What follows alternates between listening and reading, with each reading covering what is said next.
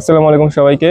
এক্সামে তুমি কিভাবে ভালো করতে পারো, বা আমরা যারা মেডিকেলে চান্স পাইছি বা আমি যাদেরকে দেখছি যে তারা এই টেকনিকগুলো ফলো করে মেডিকেল সহ বুয়েট বলো যেখানেই যারা পরীক্ষা দিচ্ছে তারা চান্স পেয়েছে।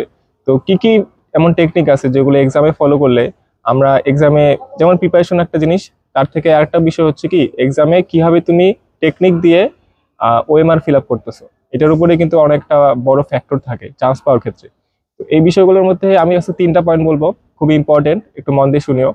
তো ফার্স্ট অফ অল যে পয়েন্ট যেটা বলবো সেটা হচ্ছে ম্যাথ প্রথমে না করা। এখন মেডিকেলে যারা আমরা পরীক্ষা দিই, ম্যাথ করতে কিন্তু একটু সময় লাগে, প্লাস হচ্ছে ঠান্ডা মাথায় ম্যাথ না করলে দেখা যায় ম্যাথের অ্যান্সারটা মোস্ট প্রবাবলি ভুল হয়।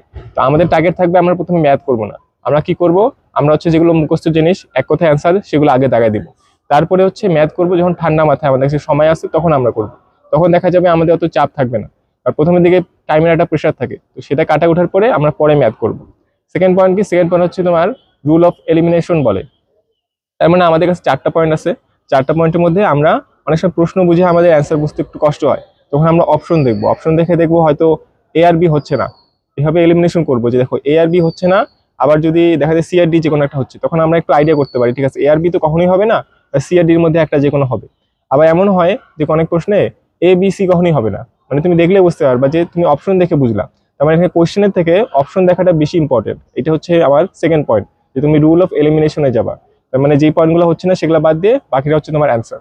আর থার্ড পয়েন্ট কি, থার্ড পয়েন্ট হচ্ছে খুবই ইম্পর্টেন্ট, সেটা হচ্ছে ধরো তুমি প্রথম দিকে সবই ঠিক করলা, ম্যাথ পড়ে করছো, তুমি রুল অফ এলিমিনেশনে করছো, তো তোমার একটা ভুল ছিল কি, তুমি রান সিস্টেমে যাও নাই, এটাকে রান সিস্টেম বলে। যে তুমি প্রথম দিকে যেগুলো তুমি এক কথায় অ্যান্সার সেগুলো আগে দাগায় নিবা, তুমি ফার্স্ট রানে এখানে তুমি 30 থেকে 40টা দাগায় নিতে পারো, এটাকে ফার্স্ট রান বলে। সেকেন্ড রানে কি করবা, তোমার যে 30-40টা দাগানোর পরে এক্সট্রা যে 20টা বা 30টা থাকে যেগুলো একটু কনফিউশন, সেগুলো দেখাবা, কারণ কনফিউশনে তোমার একটু ভাবতে হবে। আর আমরা প্রথম দিকে এত সময় নষ্ট করবো না, যেগুলো এক কথায় অ্যান্সার সেগুলো ফার্স্ট রানে দেখানো শেষ, সেকেন্ড রানে যেগুলো একটু ভাবতে হয়। আর থার্ড রানে গিয়ে আমরা কি করব, যেগুলো মনে করো একদম পারি না, মানে একদম আনকমন প্রশ্ন, সেগুলোতে আমরা কি করবো, যে এলিমিনেশন রুল খাটাবো, সেখানে দেখবো যে কোনগুলো হচ্ছে না। এরকম অনেক প্রশ্ন আছে যেগুলো এলিমিনেশন করে আমরা হয়তো অনেক নতুন প্রশ্ন কিন্তু সেখান থেকে আমরা অ্যান্সার করতে পারি। 3টা পয়েন্ট খুবই ইম্পর্টেন্ট, কিছু বোনাস পয়েন্ট দেই। তার মধ্যে অন্যতম হলো কি, তোমরা প্রতিদিন 10টার সময় এক্সাম দিবা। সকাল 10টার সময় এক্সাম দিলে তোমাদের যে মাসেল মেমোরি আছে 10টার সময় অনেক বেশি কাজ করবে, নিউরো ট্রান্সমিটার গুলো অনেক বেশি বেশি রিলিজ হবে 10টার সময় তোমাদের যখন মেইন ভর্তি পরীক্ষা হবে।